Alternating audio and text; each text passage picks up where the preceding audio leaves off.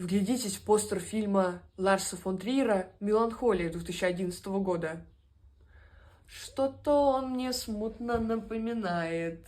Мы часто с вами говорим про омажи в искусстве. В этом случае прием Триера не обошел стороной. Случайно, в чем я, если честно, сомневаюсь, я думаю, даже специально, Триер изобразил свою героиню, Кристин Данст, прямо как Офелию на картине английского художника Джона Эверетта Милле. Милле закончил эту картину в 1852 году, и в основе сюжета легла пьеса Шекспира «Гамлет».